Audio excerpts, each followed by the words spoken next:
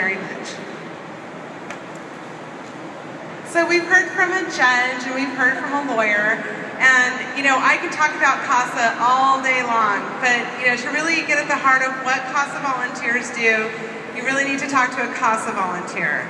So our next speaker is CASA volunteer extraordinaire, someone we chose this year to represent all of our CASA volunteers.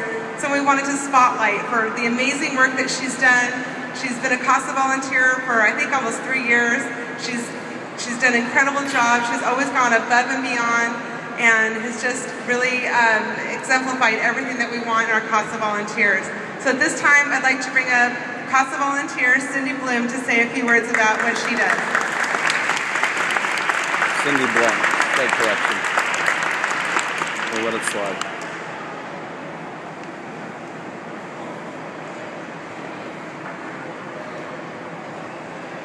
Good evening.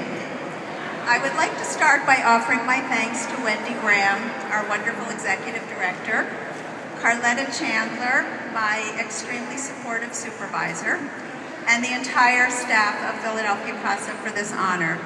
I am truly humbled, and I would like to recognize all of the volunteers, many of whom are here this evening. I am just one of many who have made a commitment to some of the most vulnerable children of our city.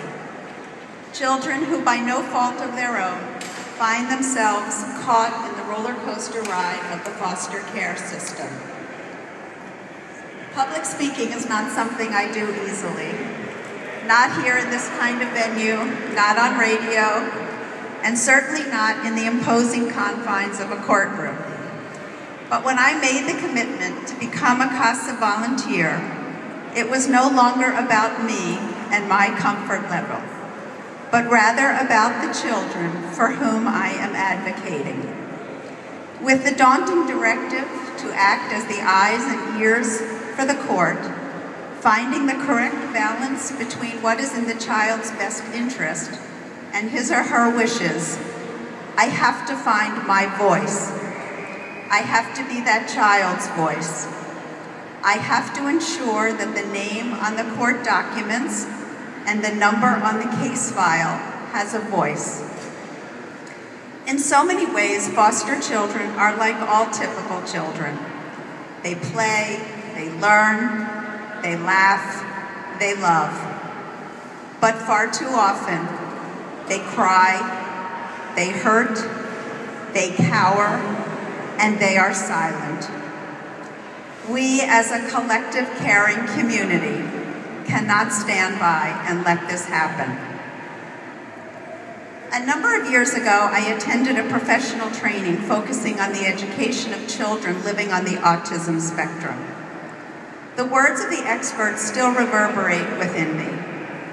She said, "When you have met a child with autism, you have met one child with autism." I believe the same can be said for foster children. When you have met a foster child, you have met one foster child. Each one is unique. Each one has a distinct history. Each one comes with a personal set of challenges. Each one is entitled to have their story told. And that is what we CASA volunteers do. Working side by side with all of the professionals involved, the DHS workers, the case managers, the attorneys, the teachers, the therapists, we tell the child's story and strive to help write the happy ending. Join us. Help us.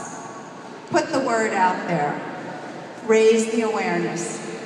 Find the donors. Become a volunteer. And give the forgotten children a voice. Thank you for being here this evening and showing your support for Philadelphia CASA. Way to go, Mom. Woo! Yeah, Mama.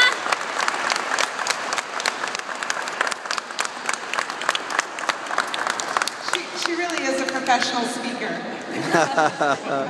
Thank you so much, Cindy.